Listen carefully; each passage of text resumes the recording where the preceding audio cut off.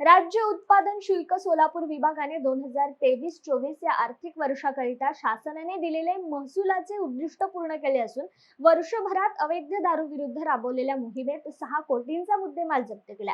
मिळालेल्या माहितीनुसार राज्य उत्पादन शुल्क विभागाकडून महसूलच्या संवर्धनाकरिता अवैध देशी विदेशी दारू, हातभट्टी दारू, ताडी अशा अवैध गोष्टींविरुद्ध सातत्याने कारवाई केली जात असून सोलापूर जिल्ह्याला आर्थिक वर्ष 2023-24 करिता शासनाकडून 166 कोटी 32 लाखांचे उद्दिष्ट देण्यात आले होते। 31 मार्च 2024 अखेर विभागाकडून 189 कोटी 60 लाखांचा महसूल शासन जमा करण्यात आला असून 114% उद्दिष्ट पूर्तता केली आहे। वर्षभरात अवैध दारू विरुद्ध या विभागातील अधिकारी आणि कर्मचाऱ्यांनी केलेल्या सातत्यपूर्ण कारवायांमुळे महसुलाचे उद्दिष्ट गाठणे शक्य झाल्याचे अधीक्षक नितीन धार्मिक यांनी सांगितले। राज्य उत्पादन शुल्क विभागाला शासनाकडून आर्थिक वर्ष 2023-24 करता 166 कोटी 32 लाखांचं उद्दिष्ट देण्यात आलेलं होतं। त्या अनुषंगाने राज्य उत्पादन शुल्क सोलापूर विभागाने 189 कोटी 60 लाखचा महसूल शासन जमा केलेला आहे।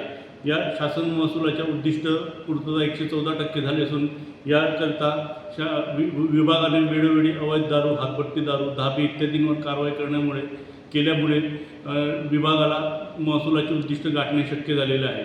तसेच या विभागाने आर्थिक वर्ष 2023-24 मध्ये एकूण 2067 गुन्हे नोंदविले असून त्यात जवळपास 6 कोटी 70 लाखांचा मुद्देमाल जप्त केलेला आहे।